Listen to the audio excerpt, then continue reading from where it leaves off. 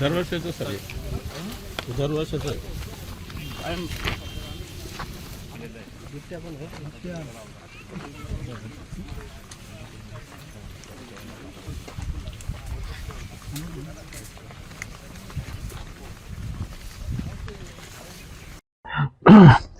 तिथे सुद्धा या गावांमध्ये येवल्यामध्ये काही ठिकाणी ढगफुटी झाली आणि त्या अतिवृष्टीमुळे जे आहे शेतकऱ्याचं प्रचंड नुकसान झालेलं आहे.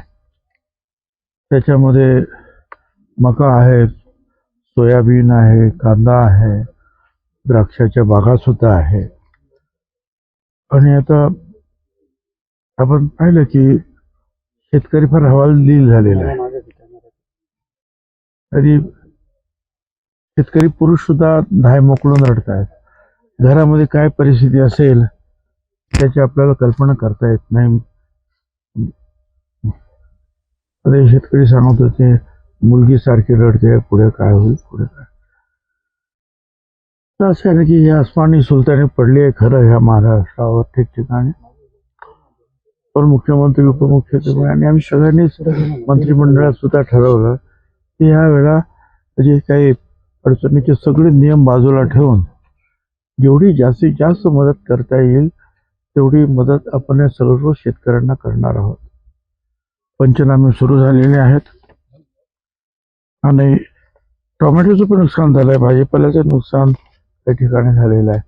तर मुळात जे आहे ना, आता खरं म्हणजे ह्या भागामध्ये पाऊस फार कमी आहे. एवढ्या भागात एवढ्यामध्येच पाऊस कमी पडतो. पण आता हे असं चाललेलं आहे एवढं सगळं काही गेलं कामातून. कांदे सडलेले आहेत, आता हे पाणी निघतच नाही आहेत. 3-3, 4-4 फूट पाणी आहे शेतामध्ये. ते पाणी निघणार कुठं?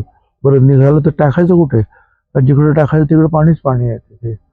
आणि त्यामुळे जे आहे सगळी मुळं कुजणार सगळी आणि ते सत्यानाश सगळं होणार. आणि त्यामुळे फार हवाल दिलाय. आता अनेक ठिकाणी तर फार वेगवेगळ्या अडचणी निर्माण झालेल्या आहेत. पण महाराष्ट्रावर ह्या अशा अडचणींना महाराष्ट्रानं मागे सुद्धा अनेक वेळा तोंड दिलेलं आहे.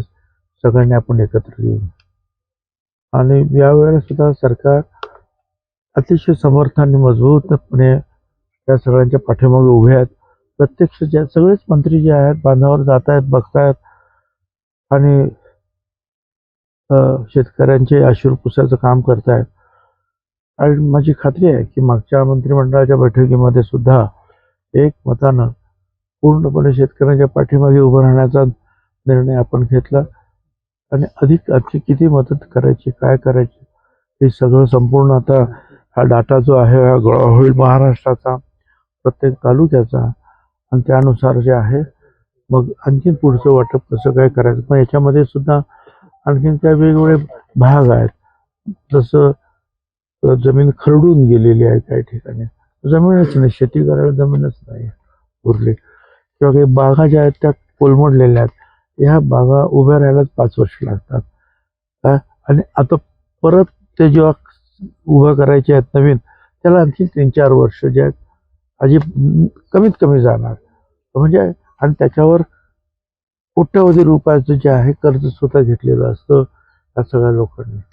त्यामुळे आपल्याला वाटतं की बागायतदार आहे, परंतु हे अशा रीतीच्या अडचणी आल्यानंतर 8-10 वर्षासाठी ते जे आहेत फार हपकून जातात, संपून जातात, अडचणीत येतात. त्या सगळ्याचा विचार मंत्रिमंडळात करून अधिकाधिक आम्ही मदत करू. आणि प्राथमिक सुद्धा जे आहे मदतीला सुरुवात झालेली आहे. अन्नधान्य वाटप जिथे जिथे अन्नधान्य खराब झालेलं आहे त्या ठिकाणी 10 किलो गहू, 10 किलो तांदूळ मोफत वाटप सुद्धा ताबडतोब सुरू केलं. आतापर्यंत 27 मेट्रिक टन, 27 गहू, 27 मेट्रिक टन तांदूळ. परंतु ही सुरुवात आहे, त्याची संख्या फार मोठी वाढेल.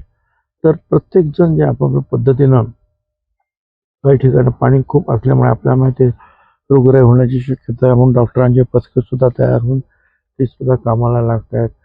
काही ठिकाणी गव्हर्नमेंटच्या ज्या शाळा असतील, दवाखाने असतील, ते ग्रामपंचायतीचे किंवा इतर काही लोकांचे जे आहेत ग्रामसेवकांचे वगैरे कार्यालय वगैरे आहेत त्यांची नासधूस झालेली आहे. शाळेत जाणारी जी मुलं आहेत ती पुस्तकं जे आहेत ते पुस्तकांचं वह्यांचं पाणी पाणी झालेलं दाखवत आहेत आणि ते समोर ठेवून अगदी त्यांच्या मनावर काय परिणाम होते तर तुम्ही दाखवलं सगळं त्यांनी. तर या सगळ्यांना मला सावरावं लागेल आणि सर्वकष विचार करून जे आहे त्यावेळेला महाराष्ट्राच्या त्या शेतकऱ्यांच्या पाठीमागे पूर्ण महाराष्ट्रानं उभं राहणं हे आवश्यक आहे असं मी समजतो. शेतकऱ्यांची एक अशी टीका करू द्या, पुन्हा जाहिरात करायची जाहिरात करा, पण मदत करा दॅट्स ऑल. आणि बाकीच्या याच्यावर बोट ठेवायचं काही कारण नाही. जे बोलतात त्यांनी मदत करावी.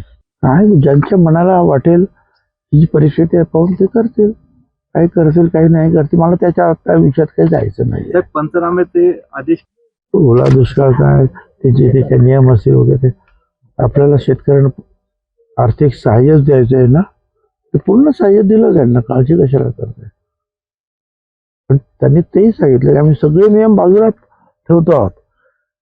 काहीतरी नियम ना 65 मिलीमीटर ताबडतोब एका दिवसात झाला पाहिजे पाऊस वगैरे, हे सगळे नियम जे आहेत बाजूला ठेवण्यात आलेले आहेत. त्यामुळे मला असं वाटतं की आणि शेवटी काय सगळे मंत्री जे आहेत ते आहेत ना बांधावर, आणि ते स्वतः मुख्यमंत्री आणि उपमुख्यमंत्री फिरतात ना काही ठिकाणी, तर होडीतून जावं लागतंय त्यांना, आपण पाहिलेलं आहे. तर हे सगळं हे करताना आज पहिली प्राथमिकता जी आहे ती शेतकऱ्यांना उभं करण्यासाठी आहे आणि त्यासाठी सगळं काही केलं जाईल. आपण आपला 1 महिन्याचा वेळ होणार ते ठीक आहे. आता मी ते कोणीतरी जाहीर करतो, मी आपलं माझ्या मनाने जाहीर केलं, माझी खात्री आहे सगळेच जाहीर करतील, सगळेच मदत करतील, पक्ष मदत करतील, बाकीचे बाहेरतून मदत होईल. असं आहे ना की सगळ्यांची जबाबदारी आहे. तर एकच सांगतो, शेतकरी जगला तर जनता जगणार आहे, लोक जगणार आहे. बाकी सगळं उभं करता येतं. हे असं काही कारखान्यातून तयार नाही होणार तुम्हाला, त्याच्यासाठी त्यांना उभं करावंच लागेल आपल्याला. पाऊस सुरू आहे राज्यामध्ये, काही ठिकाणी अजून गडबड सुरू आहे. बरं, हे काम एवढं मोठं अजस्र आहे ना की ताबडतोब तुम्ही आता काल सुरू केलं ना आज संपेल अशी परिस्थिती नाही आहे. बरं, अधिकाऱ्यांना पण ते व्यवस्थित त्याचं जे आहे ते डॉक्युमेंट्स तयार करायला पाहिजेत, कागदपत्र तयार करायला पाहिजे. आपल्यातलेच काही लोक जे बोट ठेवायला सुरुवात आणि त्या अधिकाऱ्याला त्रास झाला, ते कमी आहेत का आपल्याकडे असे लोक त्रास देणार. त्याच्यामुळे जे आहे आता काय मला असं वाटतं की 2-1 दिवसामध्ये हे सगळं पूर्ण करू आणि जिथे जिथे जे आहे या पावसाचा कहर झालेला नाही त्या ठिकाणचे अधिकारी सुद्धा, ज्या ठिकाणी फार मोठ्या प्रमाणावर शेतीचं नुकसान झालेलं आहे त्या ठिकाणी ते अधिकारी घेतले जातील मदतीसाठी. त्याच्यामुळे जे आहे ते काम जे तुम्ही म्हणतात ते शक्य तितक्या लवकर आपण पूर्ण करू शकणार. जे करायचं ते आम्ही करू ना. केंद्र सुद्धा नक्की प्रत्येक राज्याला केंद्राचा ठराविक त्या वेळेला ही नॅशनल कलामिटी सारखंच आहे हा भाग, त्याच्यासाठी किती मदत द्यायची हे ठरलेलं आहे. आणि त्याच्यापेक्षा जास्त मदत द्यायची असेल तर ते सुद्धा केंद्र सरकार देत आहे. परंतु मुख्यमंत्र्यांनी एक सांगितलेलं आहे की ते जे काय देतील न देता येईल ते नक्की देणार आहेत, परंतु राज्य सरकार हे मागे हटणार नाही आहे, ते पूर्ण मदत करणार आहे.